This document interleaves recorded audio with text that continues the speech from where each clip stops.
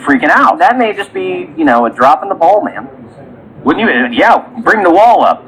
We could take that would buy that 19 billion plus a couple more billion. Oh, we were talking about that earlier. You build 4 walls with that. Yeah, you could build 4 or 5 walls with that. Put them around your house. Yep, exactly. It's just a whole thing, man. There's no one thing that's really causing Facebook to lose money right now. We just need a new platform. I think conservatives need their own platform, or people that are like-minded, or maybe a platform that just doesn't care what you post. Yeah, I think we're coming to a point that we're being too politically correct, and that's ruining Facebook. It's ruining our country. It's ruining sports. It's ruining everything. Political correctness is killing us. It's a cancer. I'm down for free speech. It's just I don't think that there should be, I'm really against if new ones come out from Facebook. You know what I mean? We get new social media spots that people congregate to. Right. I don't want a right-wing one, and I don't want a left-wing one. Okay. There needs to be one where the answer is the one that does. I think Donald Trump is the best president ever, and I think that wall should be 50 feet high.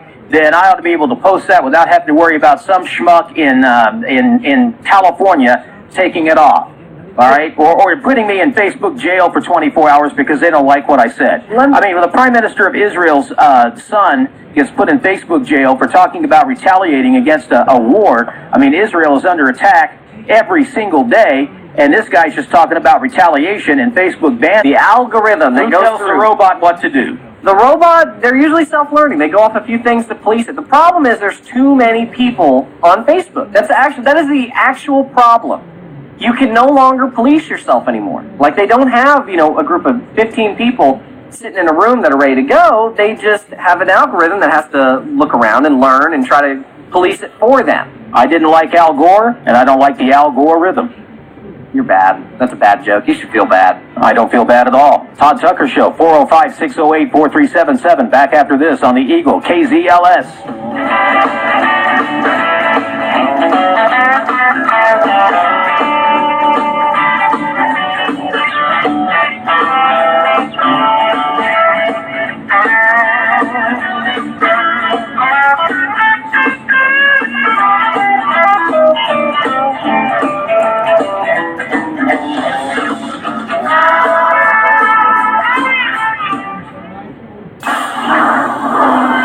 There are several accidents this morning. First one's on South 29th Street east at I-35, Main Street at Pennsylvania Avenue, Western Avenue at Southwest 94th Street, East Memorial Road eastbound at North Pennsylvania Avenue. And there's an accident on the shoulder block of I-44 eastbound south of I-40 with stop-and-go traffic backed up to Southwest 29th. Buckle up and drive safe. That's your right now traffic. I'm Regasai. Wandering Okie Trailer Sales is home of the 8.5 by 20 enclosed cargo car trailer with 7-foot interior height and 5,200-pound tandem axle for only $5,995. Go see Wandering Okie Trailer Sales at 9201 South Shields Boulevard in Oklahoma City. Never a dealer fee and bank financing available. Wandering Okie Trailer Sales. Darren Miller, CDL University. Looking for a career change? Want to make a lot of money? Have a record? We have a short 4-week class. Our students have a 100% pass rate. Oilfield companies are coming to us every day now and hiring people right out of our school. That's a first. Call us at 405-702-4333. I've got the best financing available of anyone in the country. As far as I know, I'm the only one that finances in-house. I can save you $6,000. Go to the web at cdluniversity.org. Hugs at the arrival gate. Seeing your best bud for the first time in a long time. Family and friends around the table.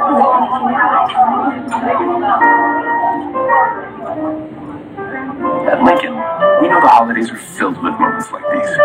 When we realize that the greatest wish of all is one that brings us together. In that spirit, we invite you into our home during the Lincoln Wishlist event. Where not coincidentally, we're making wishes come true with exceptional offers on the Lincoln family of luxury vehicles. The Lincoln Continental, the MKZ, the MKC, the new Nautilus, and the iconic Navigator. The Lincoln Wishlist event. Because wishes really do come true at your Lincoln dealer.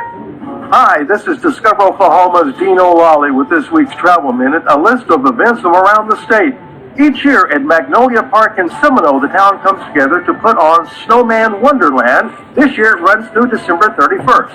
Join over 200,000 annual visitors at the REMA Christmas lights display and witness over 2 million lights and over 100,000 shimmering bulbs synchronized to Christmas music. This much-loved lights display in Broken Arrow began in 1982 and has been attracting households of visitors ever since. And you can see the REMA Christmas lights through January the 1st, 2019. Enjoy lighted displays, colorful exhibits, and animated sets throughout Ponca City at Festival of Angels. This is the city's annual holiday lights celebration. You can celebrate all the way through December the 30th, and Claremore's West Bend Winterland runs through December 31st. This Travel Minute is a public service of this station and the Oklahoma Tourism and Recreation Department. For more information, you can always visit us on the web at travelok.com. Previously on the Under the Hood Show. Scott, you're on the Under the Hood Show. What can we do for you? Calling from Cartersville, Minnesota. So actually, Cartersville, it's just a western suburb that's right by Lake Oblivion. It's just east of Neglect. So, east of Neglect. Well played. In July, I had to actually Google, where's the dipstick? That's how much I totally ignored my vehicle. Under the Hood. Saturday morning, 6 to 8 on KZLS, AM 1640, The Eagle. The Todd Tucker Show is on. It's Wednesday, hump day, 6 days until Christmas. Better get your stuff done. By the way, we're giving Central America and Mexico $10.8 billion. Isn't that great? Yep. We can't build a wall, but we can send money down to Central America and Mexico. I think what the president is doing is they're sending it down to help create jobs that will keep people from wanting to come up to the United States. Maybe help some of these people in Central America and Mexico. But we still have to build the wall. I was watching a video of Tijuana and the mess that Tijuana's in right now with all of these illegals that have just decided to camp out there on that side of the border. Now, see, we've got a wall between San Diego and the United States, and therefore those people are stopped there. I wonder why, because there's a wall. There's a wall there. Boy, what a concept, right? There's a wall there. They can't get over the wall. And so they're stopped. And Tijuana's got to take care of them. If I were Mexico, I'd say, you know what, Mr. President Trump, you said that Mexico's going to pay for this wall. Oh, man, we're paying for not having a wall. How do we help you, Mr. President? How about we come in and we give you some money to help build the wall? Because Mexico does protect its southern border to an extent. But they don't expect us to patrol our southern borders in the same way that they do. Not acceptable. And if Mexico wants to continue to trade with the United States and have a great relationship with the United States, then they need to understand that we have sovereign borders. And that people can't just come over here at will, any more than we can go down to Mexico at will. I mean, it works both ways. Think about it. If you wanted to go to Mexico right now, you'd have to pass border security. And if you were caught by the federalists on the other side of the river or the other side of the border, you're going to be taken into custody, and Lord knows how much time you're going to spend in a Mexican jail. And you want to talk about corruption. The Mexican government is very, very, very corrupt. And they will milk you, they will bleed you dry. We've got to build a wall on our southern border. And I'm pretty chapped about this $10.8 billion. I mean, I read some on it. I'll read some more up on it today. I'm lukewarm in some areas and then pretty hot about it in others. You know, pretty, I guess I should say cold about it, because if I were hot about it, I'd be excited about it. Yeah, you would. So, but $10.8 billion, that's a lot of money. But we can't do the border wall. And here's what really ticks me off. Nancy Pelosi and Chuck Schumer and all these Democrats that are fighting the president on the wall, they've all voted at some point or another to protect our border. So everybody agrees that we need border security.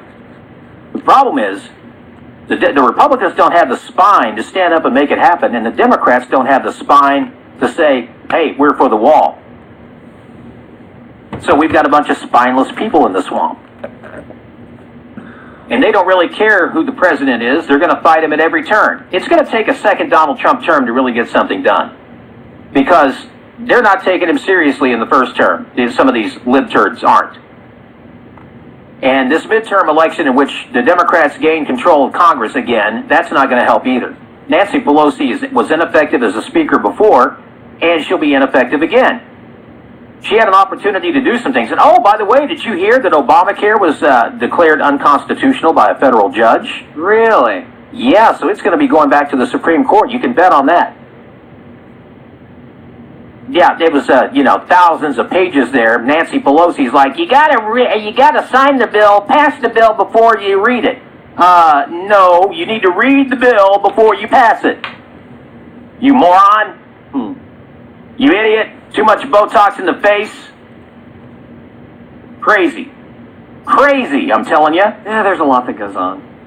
Hi to David Van listening in Tulsa right now. We appreciate you, David. You're a good friend of the show, and we love you very much. And thank you for standing up for true conservatism in Oklahoma. That's it. If you guys want to get on the show for our last 10 minutes, feel free to give us a call. 608-4377. 405-608-4377. The Todd Tucker Show. Vice President Biden, by the way, the former vice president, says that he is the only person that can win the Democratic nomination and beat Donald Trump. No, he didn't say that. I'm just kidding. Actually, Joe Biden said that anybody can beat Donald Trump. That means if Frosty were to declare himself a candidate for president right now, he could beat Donald Trump. I knew I could. That's according to Uncle Joe, who's been known to have a gaffe or two in his lifetime. I still laugh at the event that he was at when he was running for vice president in 2008, in which he told this poor guy in a wheelchair, "Stand up, Chuck." Wait. Love you. You can't stand. Oh, what was I talking about? We got a man that's handicapped here, and I just told him to stand up. Of course, the media didn't highlight that the way they would if Donald Trump had done that. Right, if done that. If Donald Trump had done that, we would know about it. Oh, we'd know about it. It'd be all over the place. But here's Uncle Joe Biden, who was asked about who could beat Donald Trump. Can I ask you why you're the most qualified person to take on President Trump? No one should run for president unless they think they're qualified. And why do you think you could beat President Trump? Why is this your time? I think anybody could beat him. Anybody? Anybody on the Democratic side? Any of the major Democrats could beat him. Yeah, any Democrat could beat him. Anybody. Okay, well, Hillary didn't, did she? No, she didn't. No. She was she wasn't that great at it, though. There's a new poll out today. You're going to see a lot of polls now. We're going to be talking, we're going to be inundated with polls forever. It begins! And the polls are out now, and they show that Bernie Sanders has a double-digit lead. But then we saw the Iowa poll that showed that Bernie Sanders is under Beto. So who really knows for sure who's going to do what? What are your thoughts, Frosty? I hope Beto doesn't win. He seems very disingenuous to me. Biden's got a good shot. Bernie's got a good shot. Do you think Bernie really has a shot at the nomination? He did last time. You'd be surprised. I mean, he did it. You'd say all the time that Hillary Clinton stole that nomination from him. It could happen again. So we'll play that by ear. I don't know until we get there. Aside from that, I don't really know. I mean, I'm sure a lot of the other Democrat, the face of the party, which would be, Warren and Pelosi and Schumer. I never say never, but I do not think that Bernie Sanders will ever be allowed to be the nominee of the Democratic Party for president. If he garners votes again and then gets knocked out, I think you'll see a lot of millennials go in. Probably. I think you'll see that independent party start kicking up. But you also will have to understand that the older you get, the more conservative you become in most cases. And so if the millennials are run off if the Democratic Party runs the millennials off and they go independent, they're going to start looking elsewhere for people that listen to them and let them pick a candidate. And the Republican Party stands for a lot of great things. They're demonized by the media in large part. We are, as conservatives, we are demonized by the media as being so intolerant and so this and so that and so misogynist and so homophobic and Islamophobic and blah, blah, blah phobic and this phobic and that phobic and everywhere phobic. But we're really not. We just stand for the Constitution of the United States and the rule of law. Do I think that Joe Biden could become president? Yeah, sure. There's always a chance Joe Biden could become president. Do I think Joe Biden has a better chance of becoming president than Bernie Sanders? Absolutely I do. Yeah, I know. Okay? I know.